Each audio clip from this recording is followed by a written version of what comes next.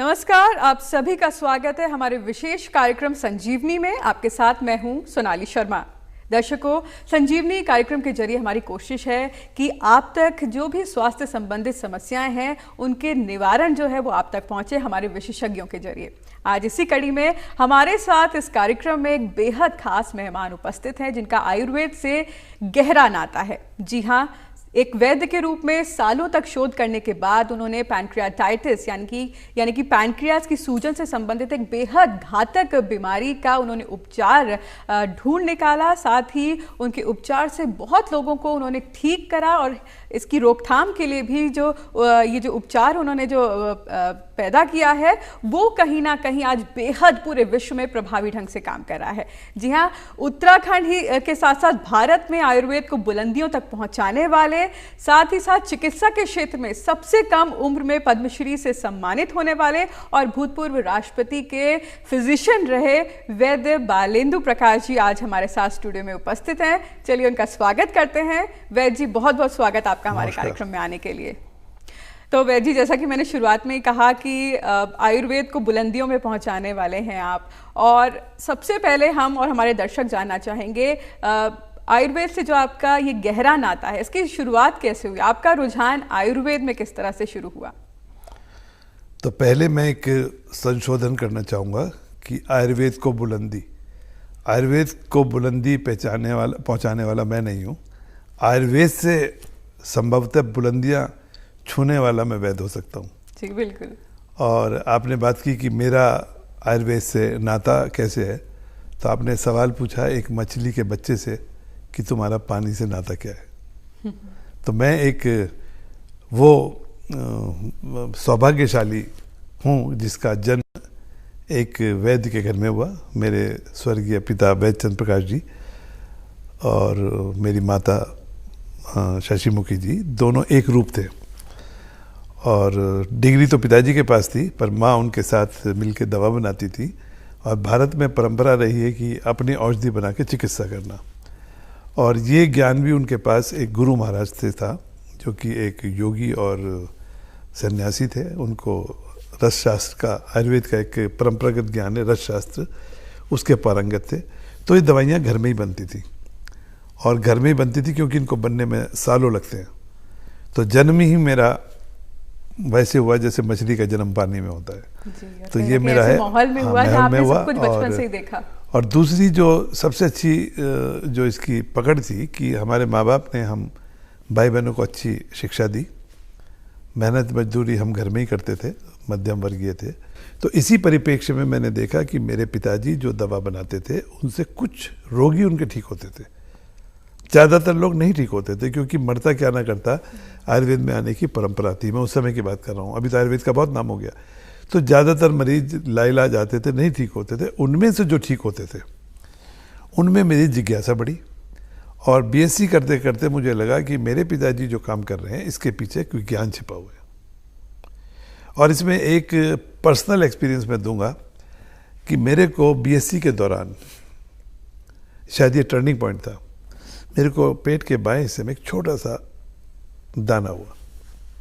मेरे जीजा उस समय एमडी कर रहे थे मेरठ में। मैं सीधे उनके पास चला गया, दर्द में दर्द बहुत था। उन्होंने देखते ही बोला कि तुमको हर्पिस जोस्टर है, यहाँ पर मुझे सलाम करना है। मॉडर्न मेडिसिन को हर चीज़ टू द पॉइंट लिखी हुई है। तो बोले क्या है? बोले ये एक नर्वल इन्फेक्शन है और ये तुम्हारे पूरे पेट में फैलेगा। मैं रोक सकते हैं? बोले रोक नहीं सकते, पर उनको पता था, पर तुम्हारे बाएं हिस्से को ये क्रॉस नहीं करेगा। वो जोशी नहीं थे, वो मॉडर्न मेडिसिन के एमडी थे। बिल्कुल उसी तरह हुआ जैसे मकड़ी का जाला होता है, और इसकी कोई दवा नहीं है, अपने आप ही ठीक होगा। तो लैक्टोकैलामाइन और दर्द की गोलियां उन्होंने मुझे दी, मैं खाता रहा। वजन कम हो गया, कपड़ा पहनना बंद हो गया। 15-16 दिन हो गए। मेरी माँ बोली एक दिन इसको देखिए भाई, ये तो लगता है कि मर जाएगा, खाता पीता नहीं है, सारी रात तड़पता है। और उस दिन मेरे पिताजी ने, जो मुझे रोज ही देखते थे, देखा, और देखने के बोले विसर्प रोग है। मैं विसर्प? बोले जिस तरह सांप कुंडली डाल के बैठता है इसी तरह बैठा हुआ है, जिग जैग। एक अलमारी खोली, उसमें काले रंग का मलहम था, धूल भरी डिब्बी थी, वो साफ करके लगाया। बोले लगा लो, आँख में मत लगाना, मुंह में मत लगाना। उस रात में आराम से सोया। सुबह इतना ठीक था कि कपड़े पहन के अपने स्कूल चला गया, कॉलेज, नया नया कॉलेज था। दोपहर में आया, मैंने कहा भाजी दवा तो बहुत अच्छी है, इसका तो कोई इलाज ही नहीं है, इससे तो हम बहुत पैसा कमाएंगे। बोले मैं वानप्रस्थ में हूँ, जो कमाना तुम कमाना। जी, यानी कि कहीं ना कहीं आयुर्वेद के जरिए उन्होंने आपका दूसरा चुटकियों में इलाज आपका दूसरा कर दिया। मैंने कहा पहले क्यों नहीं दी? बोले तुमने मेरे से कहा इलाज कराएंगे। तो वैद्य को अनागत नहीं होना चाहिए कि मैं तुम्हारा इलाज करूंगा। उस समय तो मुझे बड़ा गुस्सा आया कि क्या इनके अंदर अहंकार है जो उन्होंने मुझे नहीं कहा, पर वो ठीक थे। और उसका नतीजा ये है कि आज भी मैं साइन बोर्ड नहीं लगाता हूँ, कभी भी किसी को बुलाओ मत। मैंने कहा अच्छा बाबू जी मुझे इसका नुस्खा बताइए। कहा जाता है कि पुराने वैद्य नुस्खा नहीं बताते, और वो जो नुस्खा था उसने मेरे दिमाग को हिला दिया। नुस्खा था कोबरा सांप की छोड़ी हुई केंचुली, उसको मिट्टी के दिए में बंद किया, सील किया और उपले में जलाया, राख बन गई। नीम के गिरे हुए पत्तों को उठाया, उनको दिए में रखा, उनकी राख बन गई। जितनी जली हुई सांप की केंचुली की राख, उतनी ही नीम की राख और उतना ही गन पाउडर, तीनों को मिला के गाय के घी में लगा के वो दवा बनती है। तब से आज का दिन है। पर उस रात में सोया नहीं। मैं किसने तो सांप देखा, किसने सांप की केंचुली देखी, कितना आविष्कार किया होगा। तो मैंने कहा ये भयंकर विज्ञान इसके पीछे छपा हुआ है। तो मैंने बीएससी के दौरान ही मेरा ये एक टर्निंग पॉइंट था। पिताजी का ये था, मेंडल का कहानी थी। विश्वास है तो मेरा हुआ कि इसके पीछे ज्ञान है और इसके पीछे छिपे रहस्यों को, ये नुस्खा बना कैसे, काम कैसे करता है, तो इसको दुनिया में लाने का एक जज्बा मेरे अंदर पैदा हुआ। तो ये मेरी कहानी है। बिल्कुल। आपसे ये भी जानना चाहेंगे, जैसे आपने बताया कि आप वहाँ पर मेरठ गए और आपने वहाँ पर दिखाया, एलोपैथ तमाम तरह की जो और पद्धतियाँ हैं उनके बीच आप आयुर्वेद को किस तरह से देखते हैं वैद्य जी? क्योंकि एक चीज़ और बोलूँगी, क्योंकि अब पूरे विश्व का रुझान कहीं ना कहीं आयुर्वेद की तरफ दिखता है। हमें हर कोई आयुर्वेद के जरिए अपना ट्रीटमेंट शुरू करना चाहता है। तो किस तरह से आप बाकी पद्धतियों के बीच आयुर्वेद को देखेंगे? हर चीज़ की अपनी अपनी उपयोगिता है, क्योंकि चरक ने भी लिखा है कि कोई भी शास्त्र संपूर्ण नहीं है, उस पर समय के साथ चीज़ें आती रहती हैं। और इसीलिए आचार्यों ने कहा है कि ये शास्त्र हमने अल्प बुद्धि वालों के लिए लिखा है, पर जो लोग हैं वो समकालीन सभी ग्रंथों का अध्ययन करके एक स्मृति संस्कार करेंगे। तो एलोपैथी का आविष्कार विदेशों में हिप्पोक्रेट के द्वारा हुआ और उन्होंने सोशल साइंसेस के साथ इसको देखा। तो कुछ इमरजेंसी होती थी। आयुर्वेद एक इम्यूनोमॉड्यूलेशन साइंस है। आयुर्वेद का सिद्धांत है स्वस्थस्य स्वास्थ्य रक्षणम, स्वस्थ के स्वास्थ्य की रक्षा। पर उसके लिए नियम कायदे कानून बहुत सारे हैं, परंतु फिर भी बहुत सारी चीज़ें होती है आकस्मिक जिनसे हो सकती है। तो वो जो एक्यूट कंडीशन थी वहाँ पर ठीक करने के लिए एक एलोपैथी का आविष्कार हुआ। और ट्रॉमा होते हैं, एक्यूट डिजीजेज होती हैं, वहाँ पर एलोपैथी काम कर रही थी। आयुर्वेदिक दवा इम्यूनिटी को ठीक करके काम करती है, तो लोग बीमारी नहीं पड़ते थे। पर जब बुखार चढ़ता था तो बचते नहीं थे, क्योंकि सडन इम्यूनिटी के लिए नहीं थी। तो मैं समझता हूँ कि एलोपैथी की जो ग्रोथ हुई विदेशों में, वहाँ पर जो दूसरी साइंस थी, फिजिक्स, केमिस्ट्री, बायोलॉजी, अल्ट्रासाउंड, वो फिजिक्स है। तो एलोपैथी ने समकालीन साइंसेस को अपने साथ समावेश करके अपना चरमोत्कर्ष देखा और देख रहे हैं। आयुर्वेद हमारा परंपरागत ज्ञान रहा, हम उस परंपरा के साथ ही बैठ गए, हमने उसके उत्थान की बात नहीं की। परंतु आज का जो समय आया है जहाँ पर हर चीज़ की अच्छाई है व बुराई है, तो हमारे पास हर पैथी के अंदर कुछ ना कुछ स्ट्रेंथ है और हर पैथी की कुछ ना कुछ वीकनेसेस है। आयुर्वेद मेरी माँ है, मैं इससे पैदा हुआ हूँ, इसके साथ पोषण हुआ है। पर ऐसा नहीं कि मैं दूसरी पैथी को ख़त्म करूँगा, परंतु हम दोनों को मिला के जब काम करेंगे तब हम जनता के लिए ज़्यादा अच्छा काम कर पाएंगे। बिल्कुल बिल्कुल। वैद्य जी, हाल ही में आपकी एक शोध है जो पूरे विश्व में चर्चाओं का विषय बनी हुई है और एक आविष्कार के रूप में पूरा विश्व उसे ले रहा है, पैंक्रियाटाइटिस। इस बीमारी पर आपने बहुत काम किया। सबसे पहले जानना चाहेंगे इस बीमारी के बारे में, पैंक्रियाटाइटिस क्या होता है, किस तरह से एक ह्यूमन बॉडी को अफेक्ट करता है? पैंक्रियाटाइटिस जैसा कि शब्द है, पैंक्रियास के अंदर सूजन, तो सूजन तो बहुत होती है, पर इस सूजन के अंदर एक खासियत ये है कि ये पैंक्रियास की एक ऐसी सूजन है जो रुकती नहीं है जब तक जान न ले ले। 40% लोगों को कैंसर हो जाता है या किसी भी अटैक में मल्टी ऑर्गन फेलियर हो सकता है, बार बार अटैक आते रहते हैं। तो ये नहीं कि एक बार हुआ और आप ठीक होकर बैठ गए, तो आप लगातार ताउम्र जाते रहते हैं और उसके साथ इतने सारे परहेज होते हैं, दूध नहीं पीना, मलाई नहीं खाना, मक्खन नहीं खाना, प्रोटीन नहीं खाना। तो ज़िंदगी मिजरेबल होती है। तो 72 के दशक में मेरे पिताजी जो अपनी दवा बनाते थे, उन्होंने तांबा, पारा और गंधक के साथ आयुर्वेद में रस शास्त्र, वो रस शास्त्र उस समय में हमारे देश में विकसित हुआ था जो भारत का स्वर्णिम काल था, बौद्ध काल में, नागार्जुन आचार्य के द्वारा। तो उसके आधारित ज्ञान पर उन्होंने एक औषधि बना रहे थे, और वो एक मरणासन पैनक्रेटाइटिस के मरीज को, कोई कहता पैनक्रेटाइटिस थी, कोई कहता पैनक्रेटिक कैंसर था, मुझे नहीं मालूम, मैं 9th क्लास में था, मरणासन था, उसको उससे फ़ायदा हुआ। तो ये मेरा पहला एपिसोड था और हम उसको देखते गए। फिर वो दवा बनी, इक्का दुक्का मरीज आते थे, कभी 2 साल में, कभी 3 साल में। और मेरे पिताजी की मृत्यु के बाद मैंने भी देखा कि वो दवा बना के ठीक हो रहे थे। तो 97 से, क्योंकि मैं विज्ञान का स्नातक हूँ, मैंने अपने प्रैक्टिस को डॉक्यूमेंट करना शुरू किया। और करते करते मैंने देखा कि जिन लोगों को भी पैनक्रेटाइटिस मॉडर्न मेडिसिन में डायग्नोज हो रही है, आयुर्वेद में पैनक्रेटाइटिस नाम का शब्द नहीं लिखा है, तो मॉडर्न में जिसको पैनक्रेटाइटिस लिखा है वो विशेषज्ञ लोग ही करते हैं, उनको ये तांबा, पारा, गंधक के योग से बनी हुई दवा काम करती है। तो करीब 17 साल तक मैंने 48 मरीजों का इलाज इसमें किया था, जिसमें करीब करीब सभी ठीक हुए थे। तो 2014 में हमने देहरादून में एक सम्मेलन किया विशेषज्ञों के साथ, राज्य सरकार के साथ मिलके, और उसके बाद जो इसकी खबर फैली, तो 5.5 साल में करीब 950 मरीज आए हैं, जो कि दुनिया भर के, पूरे देश भर के हैं। और इसमें पेट के ऊपरी हिस्से में अचानक दर्द होता है, पीछे जाता है बैक में, उल्टियाँ लगती हैं, जी मिचलाता है, और तेज़ी से वजन कम होता है बहुत लोगों का। और जब ये दर्द होता है पेट का, तो दूसरे पेट के दर्द से अलग यह है कि 2 दिन तक ठीक ही नहीं होता, लगातार कहीं ना कहीं इतना दर्द होता है, और ऐसा लगता है किसी ने आपकी रीढ़ की हड्डी तोड़ दी है।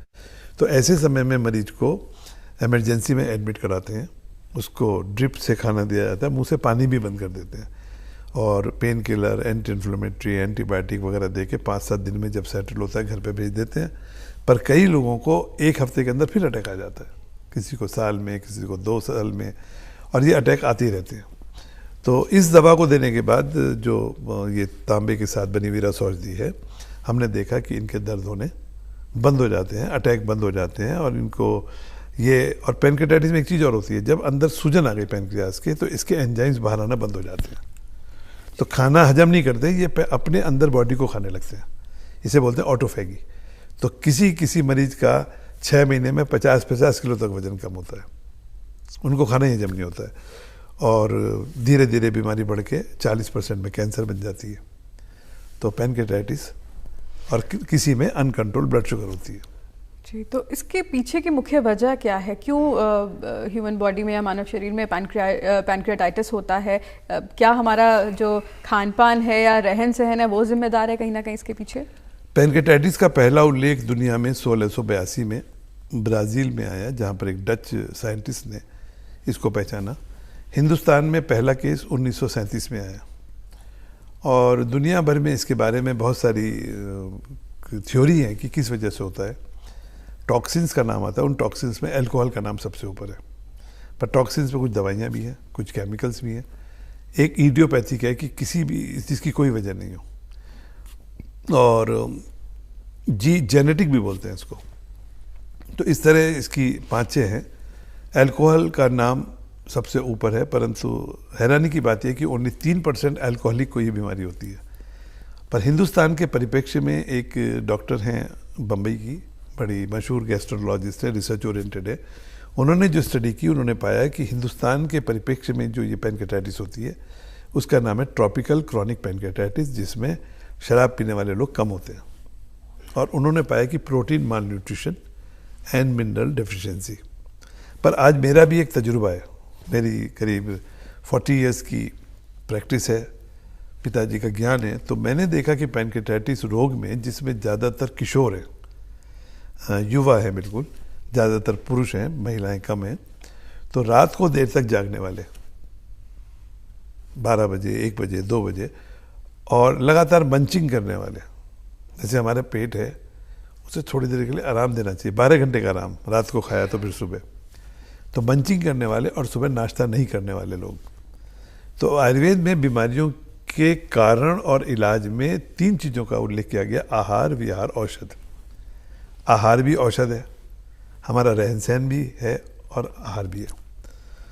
तो इसमें जो विहार है, जो हमारी जीवन शैली हो गई कि हम रात को देर तक जगते हैं, सुबह नाश्ता नहीं करते हैं, ये एक बहुत बड़ा कारण मेरे तजुर्बे में आया है। और हमने देखा है कि जो इंजीनियरिंग स्टूडेंट हैं, जो पढ़ाकू लोग हैं, जो रात को ही पढ़ते हैं, हमारे पास सबसे ज़्यादा मरीज इंजीनियरिंग बैकग्राउंड के, फिर लॉ बैकग्राउंड के हैं, मेडिकल बैकग्राउंड के हैं।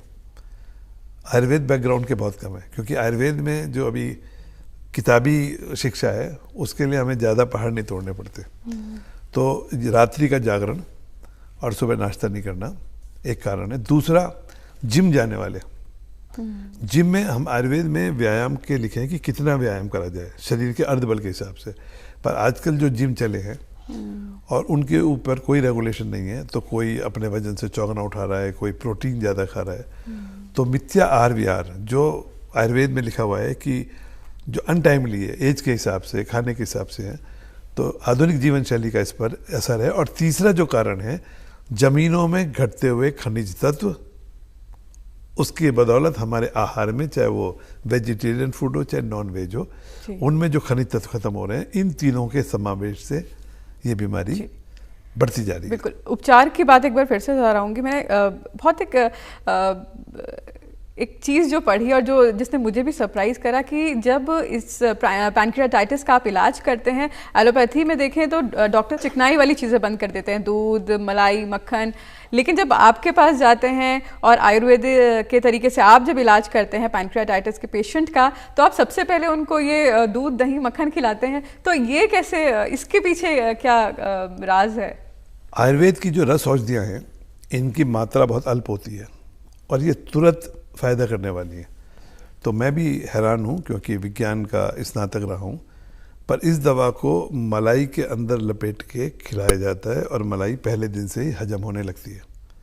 इसकी जो शायद एब्जॉर्शन है, फैट के साथ ही एब्जॉर्शन है, जैसे कुछ विटामिन है, तो इसीलिए हम इसको देते हैं, क्योंकि शहद वगैरह में देते हैं तो किसी किसी को उल्टी हो जाती है, तो मलाई या मक्खन में लपेट के देते हैं और ये दवा पहले दिन से ही फ़ायदा करती है।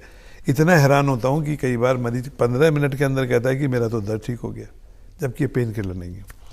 तो और जबकि कहीं ना कहीं वैसे मिथ भी है आयुर्वेद से जुड़ा कि आयुर्वेदिक इलाज में एक लंबा समय लगता है, तब कहीं ना कहीं बॉडी रिस्पॉन्ड करती है या तब फायदा होने लगता है, लेकिन आप जैसे बता रहे हैं कि कई केसेस में तुरंत ही उनको जो दर्द से राहत मिलती है। मैं जिस बीमारी का भी इलाज करता हूँ उसमें सबसे पहले ज़रूरी है कि वो तुरंत फ़ायदा करे। मेरी एक औषधि है जो कि देश की एक बड़ी नामी गिरामी कंपनी ने मेरे से फार्मूला ख़रीदा है। एक एलर्जिक राइनाइटिस होती है जिसमें छींकें आती रहती हैं, और उसके लिए जो एलोपैथी में एंटी हिस्टामिनिक दिए जाते हैं उनका असर 1 घंटे बाद शुरू होता है, साथ में नशा भी होता है। पर ये जो पाउडर है ये मुंह में डालते ही 30 सेकंड में फ़ायदा करता है। तो आयुर्वेद में अगर अच्छी बनी हुई दवा हो, डायग्नोज ठीक हो, तो आयुर्वेद की दवाइयाँ जादू का असर करती हैं कि इतनी देर में कई बार स्टेरॉयड भी फ़ायदा नहीं करते हैं। परंतु आयुर्वेद को एक मिथ बना दिया है। शायद कुछ लोग मरीजों को देर तक अपने साथ रखना चाहते हैं, तो मरीज तो देर तक क्या सारी ज़िंदगी रहेगा, पीढ़ी दर पीढ़ी रहेगा, बशर्ते आप उसको ठीक करके दें। बिल्कुल, बहुत अच्छी, बहुत महत्वपूर्ण बात यहाँ पर आपने कही। वैद्य जी, पैनक्रियाटाइटिस की अगर बात की जाए तो कितना लंबा इस बीमारी का इलाज चलता है, अगर कोई ग्रसित हो इस बीमारी से, और साथ ही साथ आर्थिक रूप से अगर बात की जाए तो कितना खर्च आता है दूसरी पद्धतियों के अनुरूप? देखिए, पैनक्रियाटाइटिस के बारे में मैंने पहले भी बोला कि जानलेवा बीमारी है। अमेरिका जैसे मुल्क में 55% लोग 20 साल होते होते मर जाते हैं। तो इलाज तो तब होगा ना जब मरीज जिंदा रहेगा, और कुछ लोग 5 साल में, कुछ लोग 10 साल में, और कई ऐसे भी मरीज हैं जो डायग्नोज होने के 24 घंटे के अंदर मृत्यु को प्राप्त हो जाते हैं। तो बीमारी खतरनाक है। तो हम बात करेंगे इलाज कब तक होता है। और हिंदुस्तान में जो मैंने अपना डेटा बनाया है अपने 1000 मरीजों के ऊपर, हमने देखा 10 साल तक तो मरीज खूब आते हैं हिस्ट्री वाले, पर 10 साल की हिस्ट्री के बाद वाले जो मरीज हैं वो कुल 8% है। वो 92% कहाँ गए? क्योंकि हमारे देश में कोई इस तरह का डेटा नहीं है। तो इसका इलाज शुरू में मैंने 7 साल भी किया, 5 साल भी किया, क्योंकि मेरे मरीज 23 साल पुराने हो चुके हैं। परंतु आज की तारीख में हम 1 साल का इलाज करते हैं, और 1 साल के इलाज में 21 दिन हम उनको अपनी देख रेख में खाना पीना रहना सिखाते हैं, क्योंकि वो जो दादा और नाना के घर में की जो हमारी परंपरा थी वो ख़त्म हो गई है। अब हमें पता ही नहीं खाना क्या है। जो आज की माएँ हैं, एक होती है माँ, एक होती है माता। मैं मरीजों से कहता हूँ आप माँ हैं कि माता है? बोले एक ही तो बात है। मैं नहीं, माता वो है जिसे बच्चे की मात्रा पता है। तो 21 दिन जब हम रखते हैं तो हम उनकी माता बन के इलाज करते हैं कि ये तुम्हारे लिए ज़रूरी है, इतना ही खाना ज़रूरी है। कुछ ज़्यादा खाना चाहते हैं, कोई खाते ही नहीं है, तो 21 दिन में हम उनको ट्रेनिंग करते हैं। उसके बाद वो घर जाते हैं और हम लगातार उनके संपर्क में रह के 1 साल होते होते हमारे 98% हमेशा के लिए ठीक हो जाते हैं, 98%। और ये 1 साल का इलाज है। अब जहाँ तक रही बात पैसे की, तो हमने एक इसका डेटा बनाया मरीजों के ऊपर कि जो मरीज डायग्नोज हो रहे हैं और जो हमारे पास आ रहे हैं ऑन एन एवरेज, एक एक की बात तो नहीं होती है, तो ऑन एन एवरेज वो 7.5 लाख से 8 लाख रुपया खर्चा करके हमारे पास पहुंचते हैं। इमरजेंसी हॉस्पिटलाइजेशन, फॉलोअप विजिट और उसके साथ जो रिलेटेड है। और जो हमारा प्रेजेंट ट्रीटमेंट है वो करीब 3.5 लाख का है, जिसमें 21 दिन उनका रहना और उसके साथ एक तीमारदार का रहना होता है और फिर 11 महीने तक हम उनका फॉलोअप करते हैं डे टू डे। तो अगर एलोपैथी के सापेक्ष देखें तो आधे से भी कम, परंतु पैसा महंगा है थोड़ा सा, क्योंकि बहुत सारे लोग इसको नहीं कर पाते हैं। पर इसको दवा बनाने में 3 साल लगते हैं। सब चीज़ें महंगी है कि लेबर ओरिएंटेड है, परंतु हमारे को ये बड़ी खुशी है कि जो मरीजों की मिजरी है, जो उनके ऊपर फियर है, पैनक्रियाटाइटिस का जो डर है, उस डर से मुक्त होके बिल्कुल ठीक होके लोग रहते हैं। जी वैद्य जी, भारत में ये बीमारी किस तरह से अपने पैर पसार रही है, और अगर बात की जाए पैनक्रियाटाइटिस से बचने की, तो किस तरह की जीवन शैली हमें अपनानी चाहिए जिससे हम कभी ये रोग हमारे नज़दीक ना पहुँचे? जी, मैंने जैसे बताया कि भारत में कोई डेटा नहीं है, परंतु मैं अपने अनुभव से ज़रूर बता सकता हूँ। एक रिसर्च पेपर छपा हुआ है जिसमें लिखा गया है कि भारत के दक्षिणवर्ती राज्यों में बीमारी दुनिया में सबसे ज़्यादा पाई जाती है। एक ऐसा रिसर्च पेपर है जिसको कई लोगों ने कोट किया है, परंतु हमने भी एक रिसर्च पेपर 2 साल पहले अमेरिका में किया और हमने पाया कि नॉर्थ इंडिया में जो हमारे पास 1000 मरीज हैं, उनमें सबसे ज़्यादा मरीज यूपी के हैं, दूसरे नंबर महाराष्ट्र के हैं, तीसरे नंबर दिल्ली के हैं, उत्तराखंड का नंबर इसमें 5वां है, केरल से ज़्यादा है। तो नॉर्दर्न गूगल मैप के हिसाब से नॉर्थ इंडिया में है और ये बीमारी इस तरह बढ़ती जा रही है कि इसकी दवा होती है पैनक्रियाटिक एंजाइम्स। 2006 में उनकी सेल 5000 करोड़ थी और 2018 में उनकी सेल अब 51,000 करोड़ है। और क्योंकि इसकी सबसे ज़्यादा सेल हिंदुस्तान में ही है, तो हम समझ सकते हैं कि हिंदुस्तान में इसके मरीज सबसे ज़्यादा हैं। जहाँ तक आपने बचाव की बात की, तो मैं आजकल ऊधम सिंह नगर के देहात क्षेत्र में मैंने एक पैनक्रियास का हॉस्पिटल बनाया है, जहाँ पर केवल पैनक्रियाटाइटिस के मरीजों का इलाज होता है। पूरे देश के और कुछ विदेशों से भी मरीज आते हैं, आजकल विदेशों से तो नहीं आ रहे हैं, तो उनका हम ऑनलाइन ट्रीटमेंट कर रहे हैं। तो ये जो बीमारी है हमारे देश में, उस देहात क्षेत्र में मैं देखता हूँ कि जब सुबह निकलता हूँ तो ज़मीन में फसल लगने से पहले केमिकल डाला जा रहा है। वो कहते नहीं डालेंगे तो घास भी पैदा नहीं होगी। तो अंधाधुंध रसायनों का प्रयोग, खाद का प्रयोग, पेस्टिसाइड का प्रयोग, उससे हमारे ज़मीन में खनिज तत्वों की तेज़ी के साथ कमी हो रही है। उससे हमारे खाने में, हमारे जैसे मुर्गा ताम्रचूर्ण, तांबा होता था, अब टेरामाइसिन चूर्ण है, वो ख़त्म ही हो गया है, ज़मीन से केंचुए ख़त्म हो गए।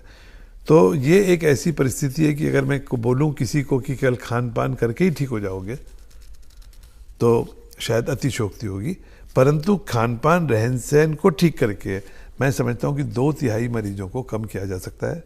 तो लोग एक नियमित जीवनचर्या बताएं कि रात को कोशिश करें कि 10 बजे तक सो जाएं, खाने से पहले 2 घंटा। ये सब लोग जानते हैं, ऐसा नहीं कि लोग नहीं जानते कि हम खाने से 2 घंटा पहले लें। सुबह की धूप जरूर लें, क्योंकि सब मरीजों में विटामिन डी बुरी तरह से कम है। तो सुबह की 20 मिनट धूप अपनी पीठ पर जरूर लें लोग, और थोड़ा थोड़ा खाएं, कभी भी पेट को ठूस के नहीं खाएं। जैसे हमारे शास्त्रों में लिखा है कि आधा सॉलिड, 1/4 पानी, 1/4 हवा, अगर नॉर्मल खाना है, और गरिष्ठ खाना है गढ़वाली, कचौड़ी, पकौड़े वगैरह, तब 1/3 सॉलिड, 1/3 पानी, 1/3 हवा के साथ काम करें। दोबारा गर्म करके नहीं खाएं खाना।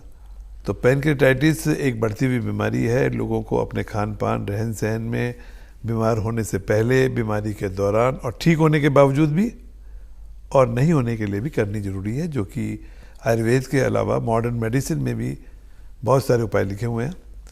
तो यानी कि छोटी छोटी चीज़ों की अगर हम सावधानी बरतें तो कहीं ना कहीं इस बीमारी को खुद से दूर रखें। जैसे हर घर में दोबारा गर्म किया हुआ खाना बनता है, तो दोबारा गर्म करते खाने से ही भोजन की जो मीडियम है उसका पीएच एसिडिक हो जाता है, उसके अंदर जो नाइट्रोजन है वो नाइट्राइट में बदल जाता है, भोजन की सारी प्रॉपर्टी बदल जाती है।